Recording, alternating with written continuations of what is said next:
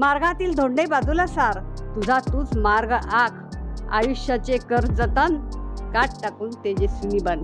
माझ्याकडे शिकायला येणारी मुले अत्यंत स्लम एरियातली होती. मुलं म्हणजे नुसती शाळेत घातली का आपलं काम झालं असं नाही. समर्थांनी म्हटले की उत्कट भव्य तेची घ्यावे, मळमळीत अवघे टाकावे, निस्पृहपणे विख्यात व्हावे भूमंडळी. जर पालकाने हातात पुस्तकं घेतली, त्याच्यासमोर वाचली, तर मुलं का नाही वाचणार? आजच्या स्त्रीने आत्मनिर्भर झालं पाहिजे, कुणावर डिपेंड राहता कामा नये. नमस्कार, मी चैताली तुमचं पुन्हा एकदा माय महानगर मानिनीमध्ये स्वागत करते. शिक्षिका म्हटलं की हातात छडीही आलीच, पण आज आपण अशा शिक्षिकेला भेटणार आहोत जिने विद्यार्थी घडवण्यासाठी हातात छडीसोबत लेखणीही धरली. त्या म्हणजे अनुसया कुंभार, ज्यांना 2007 साली राष्ट्रपती प्रतिभाताई पाटील यांच्या हस्ते राष्ट्रीय शिक्षक गौरव पुरस्कार मिळाला. त्यासोबतच कास प्लॅन या आंतरराष्ट्रीय संस्थेकडून राष्ट्रीय शिक्षक गौरव पुरस्काराने सन्मानित करण्यात आलं. यासह त्यांच्या हातून आजपर्यंत जवळपास 40 पुस्तकांचं लिखाणही करण्यात आलंय. अशा या व्यक्तिमत्वाला आज आपण भेटणार आहोत आणि त्यांचा एकंदरच प्रवास जाणून घेणार आहोत. नमस्कार मॅडम, तुमचं माय महानगर मानिनीमध्ये पुन्हा एकदा स्वागत करते. नमस्कार सर्वांना. आपल्या मानिनींना तुम्हीच तुमच्याबद्दल थोडक्यात ओळख करून द्या. माझं गाव साताऱ्याकडे आहे. कुंभार समाजातली 1973 सालची प्रथम पदवीधर म्हणून जिल्ह्यातली त्यावेळी मी होते. आणि मग नोकरीच्या निमित्त आमचं गावी शून्य सगळं आर्थिक बाबी होत्या, त्यामुळे मुंबईला सर्व्हिस मिळाली प्राथमिक शिक्षिका म्हणून मी मुंबईत आले आणि BMCमध्ये रुजू झाले.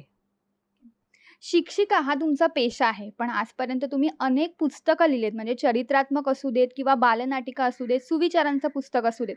मग शिक्षिकेकडून लेखिकेकडे कसे वळलात? असं काय घडलं की ज्यामुळे लिखाण करावंसं वाटलं? माझ्याकडे शिकायला येणारी मुले अत्यंत स्लम एरियातली होती. काचपत्रा वेचकांची, दारिद्र्यात खितपत पडणाऱ्या लोकांची होती. पिढ्यानपिढ्याचं अज्ञान आणि दारिद्र्य त्यांच्या पाचवीला पुजलेलं होतं.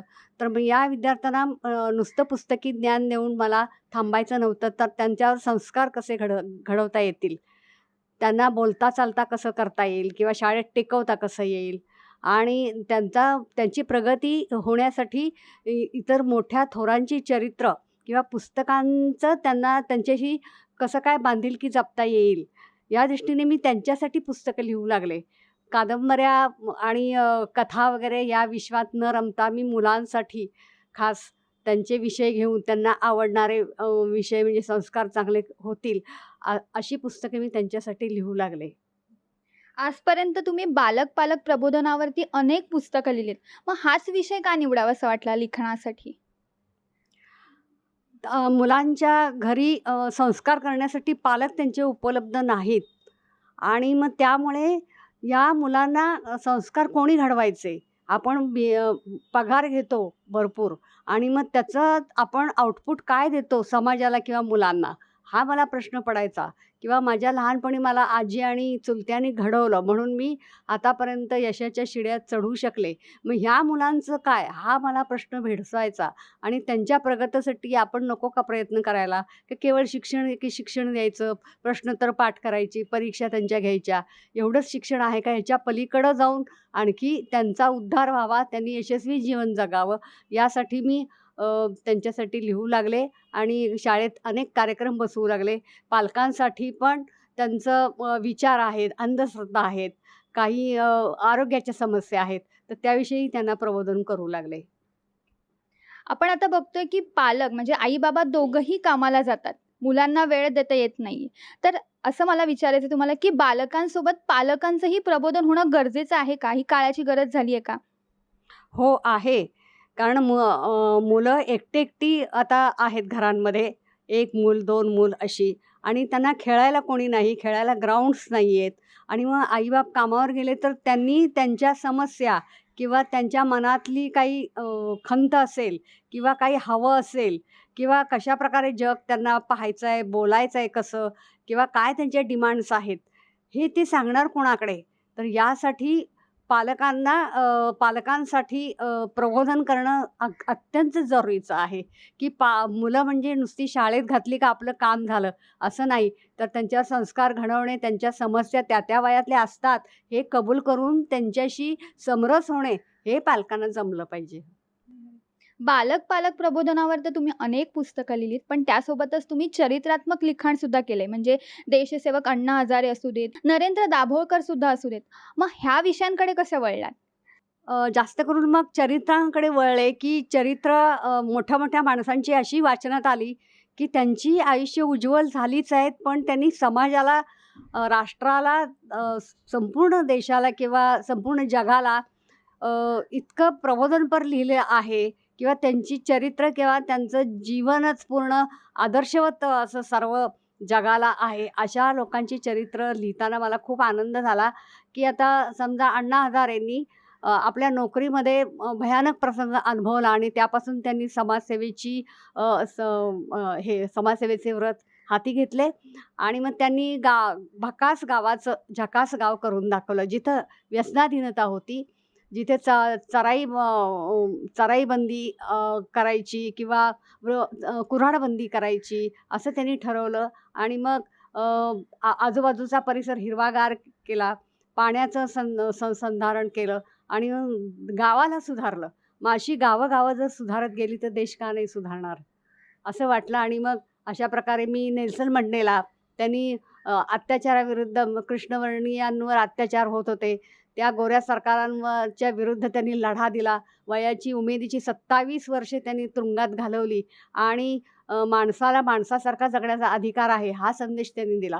हे जे मोटिव्हेशन आहे, ही जी प्रेरणा आहे जगण्याची, उमेदीची, ही पुस्तकातून मिळेल, चरित्रातून मिळेल यावर माझा खूप विश्वास बसला आणि ते माझ्या विद्यार्थ्यांना कळावं. त्यांनी त्यांचं जीवनमान उंच करावं. त्यांना प्रगतीची दिशा सापडावी यासाठी मी ही चरित्रच जास्त करून निवडलेली आहेत. दूरदर्शनवरती कविता वाचन, आकाशवाणीवर सुद्धा तुम्ही कार्यक्रम केलेत. काय सांगाल? तो कसा होता अनुभव त्या काळचा? आता मी मला वाटत नव्हतं की मला दूरदर्शनवर, आकाशवाणीवर बोलवतील म्हणून किंवा कार्यक्रम करायला मिळेल. पण योगायोगाने मला तो चान्स मिळाला आणि कविता माझी मी म्हटली दूरदर्शनवर आणि ती सर्वदूर पसरली. त्याचं व्हिडिओ शूट टीव्हीवर घरी लोकांनी केलं आणि कुठले-कुठले मला फोन आले, कविता आवडली आणि ते मला खूप आवडलं म्हणजे माझी आणि त्यावेळी मला ₹600 चा चेक मिळाला होता. याचा पण मला खूप आनंद झाला, की अरे इतकं दूरदर्शनवर म्हणजे ह्या कलावंत लोकांची हे घेते, दखल घेते याबद्दल खूप मला आनंद झाला आणि आकाशवाणीवर पण कथा सादर करताना तिथला अनुभव, तिथलं ते रेकॉर्डिंगचं रूम वगैरे किंवा कसं करतात काय, हे खूप सुंदर होतं आणि महेश केळुसकर तिथले संचालक होते. त्यांनी खूप माझं कौतुक केलं आणि माझी कथा पण बऱ्याच जणांना आवडली. ही मला पोचपावती लोकांकडून मिळाली. त्या कवितेच्या 2 ओळी बोलता येतील का तुम्हाला त्यावेळी सादर केलेल्या? कसा बाई घालू आता भाता भाकरीचा घाट, पाहुण्यांना सांगू कशी धरा तुम्ही तुमची वाट. कसा बाई घालू आता काऊची गोड घास. खूप मस्त वाटलं आम्हाला. त्या काळी तर आम्ही नव्हतो, पण तुमच्याकडून ह्या गोष्टी आम्हाला ऐकायला मिळाल्या. खरंच खूप छान. शिक्षिका आणि लेखिका तर तुम्ही आहातच, पण त्यासोबत आपण समाजाचं काही देणं लागतो, या हेतूने तुम्ही अनेक सामाजिक उपक्रम आजही करत आहात. त्याच जिद्दीने म्हणा किंवा मेहनतीने म्हणा. तर त्याची सुरुवात कशी करावीशी वाटली? मी डोंबिवलीला प्रथम बाबा आमटेंचा स्वरानंदवनम हा कार्यक्रम बघितला, ऑर्केस्ट्रा बघितला आणि त्यामध्ये अंध, अपंग, निराधार, कुष्ठरोगी लोकांनी ज्या कला सादर केल्या त्यांनी मी प्रभावित झाले आणि मग त्यांना मी लगेचच एक छोटी अमाउंट पाठवून दिली लगेचच आणि मग मला तिथे जायचा चान्स मिळाला आनंदवनामध्ये आणि तिथलं ते कार्य बघून मी खूप खूप प्रभावित झाले, की माझ्याही मनात होतं, की आपण एक सामाजिक ऋण आहे आपलं, की आपण इतरांना मदत केली पाहिजे, वंचितांना मदत केली पाहिजे, गरजूंना मदत केली पाहिजे. हे एक मनापासून खूप वाटायचं. कारण माझ्या शिक्षणाच्या वेळी अशीच लोकांनी मदत करून मी माझं शिक्षण पूर्ण केलं. लोकांची मला मदत मिळाली. म्हणून माझं शिक्षण पूर्ण केलं. मी या टप्प्यापर्यंत पोहोचले आयुष्याच्या. तर ते इतरांना आपण का करू नये? इतरांचं जीवनमान का उंचावू नये? त्यांना थोडीशी मदत आपल्या पगारातून किंवा आम्ही छोटी शिक्षिका आहे, पण मी का करू नये या दृष्टीने हे पाऊल उचललं, की आपण सामाजिक बांधिलकी सांभाळली पाहिजे आणि दुःखितांची, वंचितांची मदत केली पाहिजे, असं मला वाटलं. तुम्ही महिनाभर तिथे त्या आश्रमात वास्तव्याला होतात. अंधांसाठी तुम्ही काम केलत शिकवण्याचं. तो अनुभव कसा होता? तिथे विकास आमटेंनी मला सांगितलं, की "तुम्ही महिनाभर राहायला या प्रकल्पावर, फक्त टूरमधून येऊ नका." तर मला तशी संधी मिळाली, तर मी महिनाभर तिथे राहिले आनंदवनामध्ये. मला त्यांनी खोली एक छोटीशी दिली होती आणि मग तिथे असं मला कुठलंही बंधन घातलं नाही, की तुम्ही हेच काम करा, तेच काम करा, असं नाही. मला जे वाटेल ते मी सतत करत होते काम. म्हणजे बालवाडीत जाऊन त्यांच्या गाणी म्हणायचे, गोष्टी सांगायचे, माझ्या बालकविता आहेत त्या त्यांच्यासाठी म्हणायचे किंवा मूल्य शिक्षणावर त्यांना गोष्टी सांगायचे आणि अंध विद्यार्थी होते, त्यांना तर त्यांचं वाचन घ्यायचे, प्रश्नोत्तर घ्यायची. तर ती मला इतकी हुशार आढळलीत म्हणजे डोळस मुलांपेक्षा ते लक्षात जास्त ठेवू शकतात आणि मग त्यांची प्रश्नोत्तरं ऐकून मी म्हटलं, की ही बाबा खूपच मुलं हुशार आहेत. तर त्यांचा संध्याकाळी मी रोज वाचन आणि प्रश्नोत्तराचा कार्यक्रम घ्यायचे. त्याचप्रमाणे मग इतर ज्या फॅकल्टीज होत्या 40 उद्योगधंदे तिथे आहेत. मग तिथे ज्या लोकांनी 30-40 वर्ष घातली आहेत आपली त्यामुळे आनंदवन उभं राहिलं आहे. तर त्या लोकांच्या मुलाखती मी रोज घेत होते, की त्यांनी कसं बाबा सुरुवात केली, की कुष्ठरोगी म्हणून त्यांना समाजाने नाकारलं होतं. तेच आज कुष्ठरोगी लाखोंची मदत आनंदवनला हे आपल्या श्रमातून निर्माण करत आहेत. तर त्यांचं भव्य-दिव्य काम पाहून मी खूप प्रभावित झाले आणि ठरवलं, की आपण असंच काहीतरी केलं पाहिजे. आणि कुठेतरी म्हणजे समर्थांनी म्हटले, की "उत्कट भव्य तेची घ्यावे, मळमळीत अवघे टाकावे, निस्पृहपणे विख्यात व्हावे भूमंडळी." तर हा एक समर्थांचा संदेश माझ्या मनामध्ये रुजवला आणि मी कामाला लागले. समाजासाठी एवढं सगळं करताना घरच्यांना कसा वेळ मिळाला? कारण एक स्त्री असते तिला घरच्यासाठी किंवा घरासाठी हा थोडा का होईना हा वेळ काढावाच लागतो. पण घरच्यांचा सपोर्ट कसा मिळाला तुम्हाला? घरच्यांचा सपोर्ट म्हणजे तशी मी अपेक्षा ठेवली नाही. पण मी त्यांच्यासाठी सर्व काही करून मी माझा वेळ कसा घालवायचा किंवा माझा वेळ कोणत्या कामासाठी द्यायचा हे नियोजन ठरवलं होतं. म्हणून मी सकाळ शिफ्ट घेतली. म्हणजे माझा 4:30ला दिवस सुरू व्हायचा आणि मग तिथून मी 6 वाजता विक्रोळीच्या शाळेत जायची. दुपारी 2-3 वाजता यायची. तिथून जेवण-खाण करून अगदी 15 मिनिटं विश्रांती, की मी डोंबिवलीतल्या विविध संस्थांमध्ये कार्यक्रमांना जायचे. डोंबिवलीमध्ये एवढे मोठे दिग्गज आहेत, की आपण तिथे कुठे आहोत अगदी तळाला आहोत वैचारिक दृष्टीने हे मला कळलं आणि मग आपण आपल्यामध्ये काय प्रगती केली पाहिजे, हे मी स्वतः मग त्याला वेळ देऊ लागले.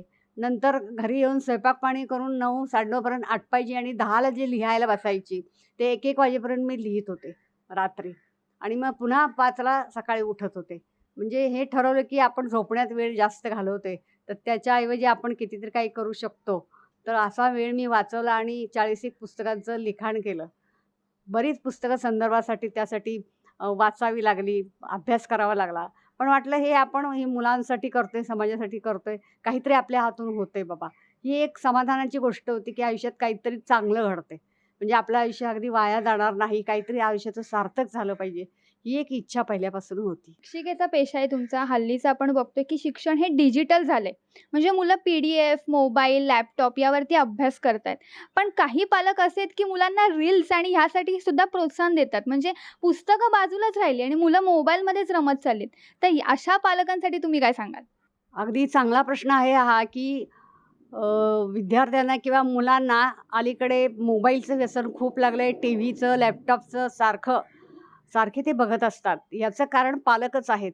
लहानपणापासून त्याची सुरुवात होते, की पालकांना कामाला जायचं असतं किंवा व्यस्त असतात किंवा रिकामे पालक असले तरी ते स्वतः मोबाईलमध्ये रमलेले असतात आणि मग मुलालाही सांगतात, "हा घे बाबा, तू काहीही बघ त्याच्यामध्ये, पण मला काहीतरी बसू दे, आराम करू दे, काम करू दे."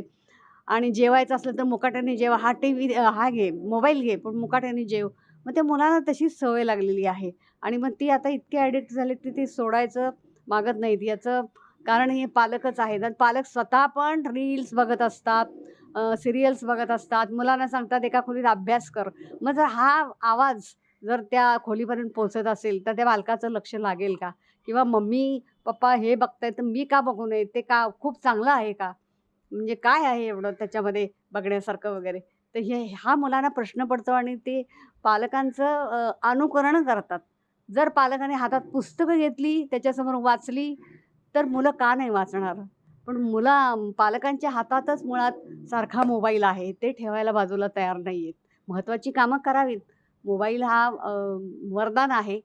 पण त्याचं ही बाजू अशी आहे, की मुलांवर वाईट संस्कार घडतायत किंवा पालक मुलांना मग लक्ष देत नाहीयेत. त्यांच्या विवंचना काय आहेत, त्यांच्याशी गप्पा-गोष्टी करावेत. ती यंत्र नाही आहेत, ती मानव मानव आहेत. तर त्यांना आपण घडवायला पाहिजे. तर हे पालकांच्या लक्षात राहत नाहीये. आज तुम्ही अनेकांसाठी आदर्श आहात, पण तुमच्यासाठी आदर्श व्यक्तिमत्व असं कोणतं आहे? माझ्यासाठी बाबा आमटे हे आदर्श व्यक्तिमत्व आहे. नरेंद्र दाभोलकर आहेत, मंडेला आहेत आणि म्हणजे मी अब्दुल कलाम आहेत. म्हणजे ही मोठी-मोठी मी आणि नसीमा हुर्जूक आहेत कोल्हापूरच्या, त्यांचं मी काम बघून आलेले आहे. अशा बऱ्याच संस्थांना भेटी दिल्यानंतर कळते, की ही मोठी माणसं प्रसिद्धी विन्मुख राहून समाजाला काही देणं देत आहेत, समाजाला घडवत आहेत. तर या दृष्टीने हे सगळे थोर मंडळी आहेत.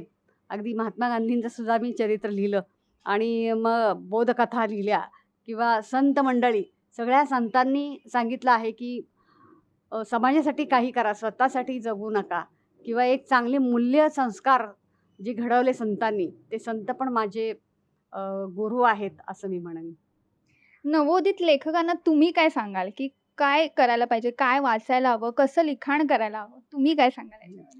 नवोदित लेखकांना मी एवढं सांगेन, की तुम्ही कथा, कादंबऱ्या या कल्पना राज्यातल्या फक्त लिहू नका. तर समाजाला भेडसावणारे प्रश्न आहेत. घरोघरी अ, भेडसावणारे प्रश्न आहेत. जीवनमूल्ये आज हरवत चालली आहेत. पाणी प्रश्न आहे, वृक्षतोड चालली आहे, कचरा अमाप वाढला आहे किंवा लोकं सजगतेने वागत नाहीत. सुशिक्षित लोकंसुद्धा वेगळं वागतायत एकदम म्हणजे कचरा इकडे-तिकडे टाकणे किंवा प्लास्टिकचा भस्मासूर सगळ्यांना अ, भेडसावत आहे आणि अंधश्रद्धा आहेत लोकांच्यामध्ये खूपच. त्या दूर कशा करता येतील, त्यासाठी त्यांनी नरेंद्र दाभोळकरांची पुस्तकं वाचावी. गांधीजींनी कसा लढा दिला शांततेने ते वाचावं. आक्रमक, हिंसक न बनताही आपल्याला समाजात कार्य करता येतं, हे त्यांनी लक्षात ठेवून आपलं लिखाण करावं, अशी मी त्यांना विनंती करेन. बाबासाहेब आंबेडकरांनी म्हटलंय, की वाचाल तर वाचाल. आयुष्यात वाचन किती महत्वाचं? अगदी बरोबर. वाचाल तर वाचाल, हे अगदी खरं आहे. वाचनाने मस्तक घडते. पुस्तकाने मस्तक घडते आणि पुस्तकं काय हो नाही आहेत. पुस्तकं हा ज्ञानाचा भांडार ज्ञानाचे भांडार आहेत. अगदी पूर्वीच्या ह्याच्यापासून आत्तापर्यंतच्या सर्व ज्ञानाचा सगळा साठा पुस्तकांमध्ये आहे आणि तो जर वाचला किंवा त्या त्या अनुभवला, तर कुठल्या कुठे माणूस पोहोचू शकतो. मी सुद्धा खूप वाचन केलं म्हणूनच मी घडू शकले असं मी म्हणेन, की वाचनामध्ये काय घडणार नाही. म्हणजे वैचारिक, सामाजिक, कौटुंबिक प्रगती होतेच आहे वाचनामुळे आणि आपण काय करायला पाहिजे, नेमकं कसं बोलायला पाहिजे, वागलं कसं पाहिजे, कौटुंबिक स्तर कसा निवडला पाहिजे किंवा आपण प्रयत्न, जिद्द, चिकाटी यांनी ते लोकं पुढं आलेली आहेत. यांची चरित्र वाचली, पुस्तकं वाचली किंवा आधुनिक विज्ञान वाचलं, अंतराळातल्या गोष्टी वाचल्या. म्हणजे हे खूपच भव्य अगदी मोठं प्रांगण आहे आकाशाएवढं पुस्तकांचं. ते आपण अनुभवलं तर आपली प्रगती निश्चित आहे, समाजाची प्रगती निश्चित आहे आणि राष्ट्रही आपल्यापासून जी अपेक्षा करतं आहे, त्याची पण आपण अपेक्षा थोड्याफार प्रमाणात पुरी करू शकतो. आजच्या स्त्रीला तुम्ही काय सांगाल? एक स्त्री म्हणून? आजच्या स्त्रीने आत्मनिर्भर झालं पाहिजे. कुणावर डिपेंड राहता कामा नये आणि स्वयंपाक-पाणी करता-करता आणखीन कितीतरी क्षेत्र ती गाजवू शकते, करू शकते, ह्याचं तिला भान असलं पाहिजे. म्हणजे तिची स्वतःची तिने आयडेंटिटी तयार करावी. स्वतःचं नॉलेज आहे ते केवळ रील्स किंवा सीरियल्स बघण्यात असं वाया न घालवता, केवळ मनोरंजनात्मक जीवन न जगता आयुष्यात काय करता येईल? घरासाठी, कुटुंबासाठी, समाजासाठी काय करता येईल? वेगळं व्यवसाय क्षेत्र निवडता येईल का? कुठे सामाजिक कार्य करता येईल का?